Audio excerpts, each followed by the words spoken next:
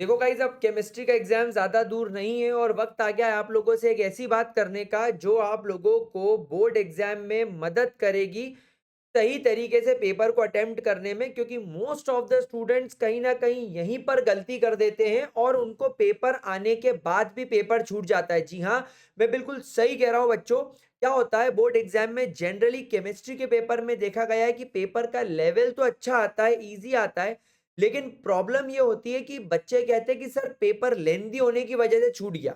तो देखो, मैं आप लोगों को थोड़ा-सा टाइम मैनेजमेंट का टिप देने वाला हूँ यहाँ पर आज के वीडियो में कि किस तरीके से हम लोग केमिस्ट्री के पेपर को अटेम्प्ट करें।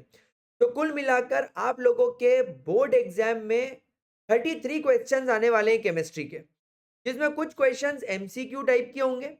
एंड हमको ऐसा लगता है कि यार 3 घंटे का पेपर है, 16 क्वेश्चन तो एमसीक्यू टाइप के हो गए। अब बचे लगभग 17 क्वेश्चन, उसको करने में क्या ही देर लगेगी। लेकिन मैं आपको बताऊं, ये 16 क्वेश्चन की कमी वो सेक्शन नंबर जो हमारा डी है ना, केस बेस्ड, वो खा जाता है। तो एक सबसे पहले इंटरेस्टिंग टिप नोट कर लो, जो मैंने पिछले कई सालों में देखी है कि इवन दो क्वेश्चन आपका केस बेस से आ रहा है, आपको लग रहा है कि ये पूरा पैराग्राफ मेरे को पढ़ना है, ये पूरा पैराग्राफ मुझे समझना है, नो डाउट पैराग्राफ पढ़ो, पैराग्राफ पूरा समझो, पूरे केस को देखो।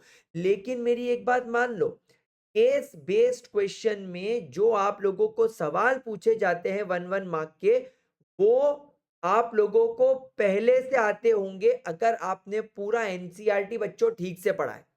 तो एनसीईआरटी ठीक से कर ली है, मेरे वन शॉट देख लिए हैं और एनसीईआरटी सॉल्व कर ली है, तो ये मेरी गारंटी है कि आप लोगों को केस बेस्ड क्वेश्चन बन जाएगा।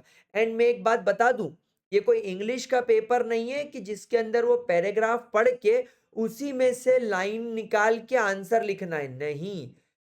वो केस केवल आपको एक आइडिया देता है related to that topic. For example, अगर हम केमिस्ट्री में बात करें और देखें कि variation of molar conductivity with concentration, तो इसके ऊपर एक पूरा केस दे दिया जाएगा कि मेरे पास में एक केसीएल टाइप का इलेक्ट्रोलाइट है, उसकी ये प्रॉपर्टी है कि वो 100% डिसोसिएट हो जाता है।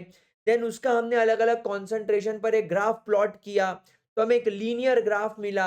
On the very another hand हम लोगों ने एक एसिटिक एसिड नाम का इलेक्ट्रोलाइट लिया, जिसे डिसोसिएट करने पर पता चला कि यार ये तो 100% डिसोसिएट ही नहीं हो रहा है। तो उसका ग्राफ जब हमने लिया तो हमें वो ग्राफ लीनियर ग्राफ नहीं मिला, कुछ ऊपर की ओर जाता हुआ दिखा, एक्स्ट्रापोलेट उसे नहीं कर पाए, ग्राफ की इक्वेशन उसके अंदर लगा। मैं समझ रहे हो, पूरा एक आर्टिकल जैसा दे देंगे। तो दे दो ना भाई, आंसर तो हमें पता है कि ये वेरिएशन ऑफ मोलर कंडक्टिविटी से आया है। तो आप लोग इस बात को ध्यान रखना कि टाइम मैनेजमेंट बहुत जरूरी है। तो अब मैं आप लोगों को एक प्रॉपर तरीके से पैटर्न बता रहा हूं, जिसके बेसिस पर आप लोगों को पेपर सॉल्व करना है। तो देखो, अब आप लोगों के सामने मैंने ये बताया है कि भाई हमारा पेपर 3 घंटे का होता है। तो सबसे पहले तो आप लोग पेपर चेक करने में पहले 5 से 10 मिनट लगाएंगे।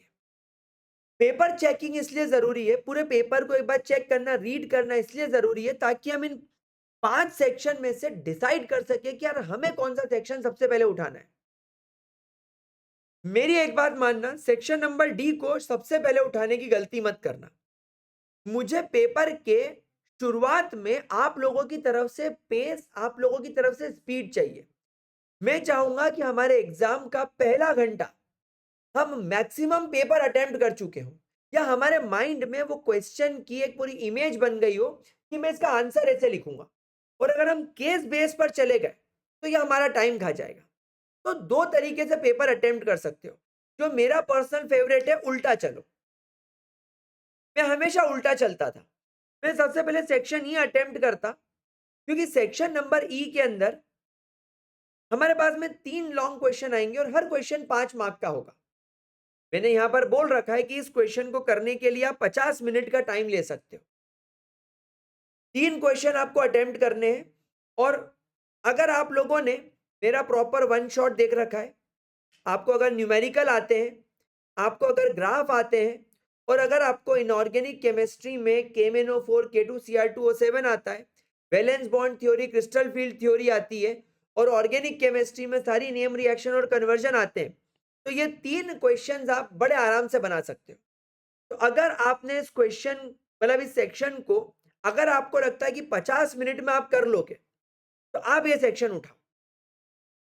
उसके बाद फिर आप केस बेस पर जाओ। केस बेस को करने के लिए आपको 40 मिनट्स लगेंगे। फिर आप सेक्शन सी पर जाओ। 30 मिनट में आप ये 7 क्वेश्चन लिख सकते हैं, बहुत आराम से लिख सकते हैं।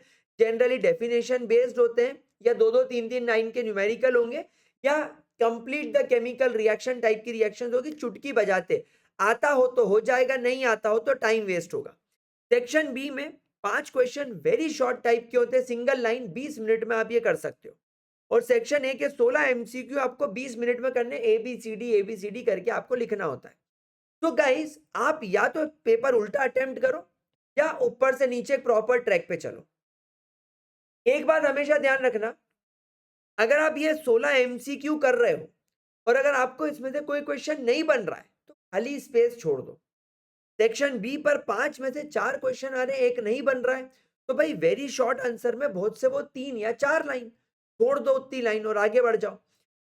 सिमिलरली सेवेंथ जो 7 क्वेश्चन आ रहे हैं सेक्शन सी में, इसमें आप 4-5 लाइन छोड़ दो अगर नहीं आ रहा हो तो। केस बेस तो सारे सिंगल लाइन रहेंगे। और सेक्शन ई मैं चाहूंगा कि आप इसे सबसे प्रॉपर तरीके से अटेम्प्ट करें। तो गाइस इतना करने के बाद आपके 160 मिनट्स कंज्यूम हो जाएंगे। देखो 20 + 20 40, 40 और 30 70, 70 और 90 160। तो 160 मिनट्स हो गए। 10 मिनट आपने पेपर पढ़ने में लगाए, हो गए 170 मिनट। और लास्ट में जब आपके लास्ट के 10 मिनट बचेंगे, तब आप एक बार रीचेकिंग करने में 10 मिनट स्पेंड करेंगे।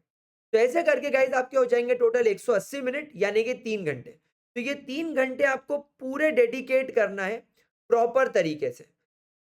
तो गाइस कोई भी सेक्शन जो आपको टफ लगता हो, उसे सबसे आखिरी में अटेम्प्ट करना। अब ये आपकी स्ट्रेटेजी हो सकती है कि सर मेरे को सेक्शन सी सबसे इजीएस्ट लगा, क्या सबसे पहले मैं ये अटेम्प्ट कर लूं? तो हाँ, अटेम्प्ट करो, बिल्कुल अटेम्प्ट करो। क्यों? क्योंकि जब आप ये 7 क्वेश्चन सारे के सारे सही कर दोगे, तो बोर्ड एग्जाम में जो आपकी कॉपी चेक कर रहा है उसके माइंड में इमेज बनेगी कि यार ये बंदे को तो सब आता है, 7 के 7 क्वेश्चन लगा दिए इसने। और जो सेक्शन सबसे वीक है, तो लास्ट में अटेम्प्ट करना। ठीक है, लेकिन जो मैंने टाइम बताया है, इस तरीके से बेटा आप लोगों को ये करना है। तो आई होप ये वीडियो आप लोगों को एक क्लैरिटी देगा, एक रियलिटी चेक देगा कि बोर्ड एग्जाम में हमें टाइम कैसे मैनेज करना है। क्योंकि जिसने टाइम मैनेज कर लिया, उसके साथ कभी ये गलती नहीं होगी, उसके साथ कभी ये नहीं होगा कि उसका पेपर छूट जाए। तो गाइस 3 घंटे रहेंगे, अगर आप वॉच ले जा सकते हो तो यू कैन टेक, और आप अकॉर्डिंगली अपने टाइम को मैनेज करते हुए चलो। चाहो तो इसको कहीं पे लिख लो कि मुझे मुझे कैसे करना है। पहले 2 सेक्शन 20 मिनट, अगला 30, उसका अगला 40 और उसका अगला 50। सिंपल सा रूल याद रखना, 20 20 30 40 50। इस तरीके से आपको ये पूरा बोर्ड एग्जाम अटेम्प्ट करना है। ठीक है, चलो। तो आई होप आपने इस वीडियो को 1.5x की स्पीड पे देखा होगा। आपको ये रियलिटी चेक मिला कि majority of the student chemistry easy होने के बाद भी उनका पेपर क्यों छूट जाता है, यही कारण है। तो चलो अब प्रॉपर तरीके से पढ़ने बैठ जाओ। आज की रात छोड़ दो, आज की रात जग के पढ़ने की रात है, क्योंकि कल हम लोग रात भर जग के पढ़ाई नहीं कर पाएंगे, क्योंकि परसों पेपर है। तो कल हमें टाइम से सोना है, इसलिए आज की रात आप भले ही रात भर जग के पढ़ो, लेकिन फोड़ दो। सारे वन शॉट अवेलेबल है, सारे रीजनिंग क्वेश्चन अवेलेबल है, सारे कन्वर्जन, सारी नेम रिएक्शन, सारे डिस्टिंग्विश टेस्ट अवेलेबल है, सब कुछ अवेलेबल है। गूगल पर एनसीईआरटी के सॉल्यूशन अवेलेबल है। वन शॉट पढ़ो, रिवीजन करो, नोट्स डाउनलोड करो, ऑर्गेनिक की क्वेश्चन सॉल्व करो, एनसीईआरटी सॉल्व करो। और मैंने आपको मोस्ट इंपॉर्टेंट 100 पीवाईक्यूज की एक लिस्ट दी है, जिसमें लगभग 150 के ऊपर क्वेश्चन है, लेकिन रिपीटेड 100 क्वेश्चन ऐसे हैं जो बनते हैं, और उन्हीं 100 क्वेश्चन में से सवाल आएंगे। तो आज की रात बैठ के वो 100 क्वेश्चन करो, या कल सुबह बैठ के वो 100 क्वेश्चन होने चाहिए। इतना कर लो, आपके बोर्ड एग्जाम्स में मैक्सिमम मार्क्स पक्के। तो गाइज आई होप आप लोगों को एक मोटिवेशन मिला होगा, बूस्ट मिला होगा। अब बिना टाइम वेस्ट करे पढ़ने बैठ जाओ बच्चा। आप लोगों के लिए रीजनिंग के जो 3 वीडियोस बचे हैं, वो मैं आज रात और कल सुबह होते होते पूरे डाल दूंगा। फिर उसके बाद मैं आप लोगों से कल एक बार फाइनल बात करूंगा, और परसों आप लोग एग्ज़ाम देकर आएँगे और उसके बाद आप मुझे बताएँगे कि एग्ज़ाम कैसा गया। चलिए, तो मैं तो उम्मीद करूँगा कि एग्ज़ाम आपका बहुत अच्छा जाए। अच्छे से पढ़ाई करो बेटा, ऑल द बेस्ट।